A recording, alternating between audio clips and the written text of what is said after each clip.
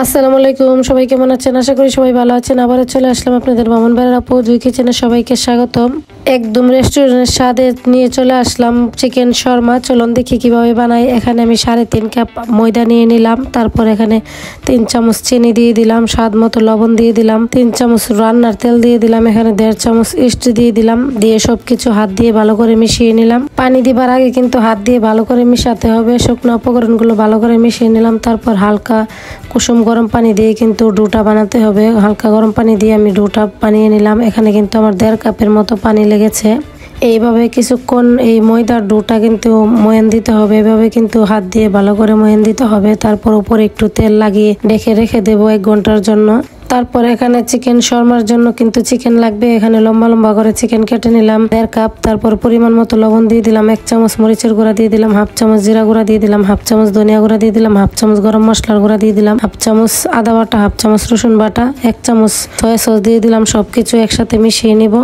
এইভাবে সবকিছু মিশানোর পর 10 মিনিট রেস্টে রেখে দেবো। বেশি রেস্টে রাখতে হবে না। তারপর এখানে 2 চামচ রান্নার তেল দিয়ে দিলাম। দিয়ে কিন্তু চিকেন দিয়ে দিলাম। চিকেন দিয়ে এভাবে কিন্তু নেড়ে ছেড়ে ভেজে নেব। এটা কিন্তু সিদ্ধ হতে বেশিক্ষণ লাগে না। কিছুক্ষণ নেড়ে ছেড়ে নিলেই কিন্তু সিদ্ধ হয়ে যাবে। অল্প সময়ে কিন্তু এই চিকেনগুলো সিদ্ধ হয়ে যায়। কিছুক্ষণ ভাজার পর দেখুন চিকেনগুলো কিন্তু হয়ে গেছে। তারপর আমি নামিয়ে ফেললাম। নামিয়ে কিন্তু এখানে একটি শর্মার সস বানিয়ে নিব। এখানে 1/3 কাপ টমেটো সস দিয়ে দিলাম, 1/3 কাপ মেয়োনিজ দিয়ে দিলাম, 1 চামচ গুঁড়া দুধ দিয়ে দিলাম, 1/2 চামচ গোলমরিচের গুঁড়া দিয়ে দিলাম, লেবুর রস দিয়ে দিলাম 1 চামচ। তারপর এভাবে কিন্তু হাত দিয়ে এভাবে মিশিয়ে নিতে হবে। সসটা কিন্তু এভাবে গুটে নিতে হবে। সস বানানো কিন্তু হয়ে গেছে। এক সাইডে রেখে দেবো। এখানে কিন্তু 1 ঘন্টার জন্য যে রেস্টে রেখে দিয়েছিলাম ডোটা, 1 ঘন্টা পর দেখুন অনেক সুন্দরভাবে কিন্তু অ্যাক্টিভ হয়ে গেছে। তারপর এখান থেকে আমি ডোটা দিয়ে কিন্তু লিচি কেটে নিলাম। এখানে আমার 10টা রুটি হয়েছে। 10টা লিচি কেটে নিলাম আমি। তারপর শুকনা ময়দা দিয়ে কিন্তু রুটিটা বেলে নিলাম। এভাবে কিন্তু রুটি বেলে কিন্তু সাথে সাথে ছেঁকে নিতে হবে। রুটি বেলে কিন্তু রাখা যাবে না। একটি একটি রুটি বেলবেন আর ছেঁকে নেবেন। এরকম মোটা করে কিন্তু বেলে নিয়েছি। তারপর আমি একটি প্যানে দিয়ে কিছুক্ষণ ঢেকে রেখে দেবো। ঢাকনায় যে ছিদ্রটা থাকে এটা কিন্তু আমি বন্ধ করে দিয়েছি। ঢাকনার ছিদ্রটা বন্ধ করে দিলে কিন্তু রুটিটা অনেক সুন্দরভাবে ফুলে উঠবে। এইভাবে কিন্তু সবগুলা রুটি আমি ভেজে নিয়েছি।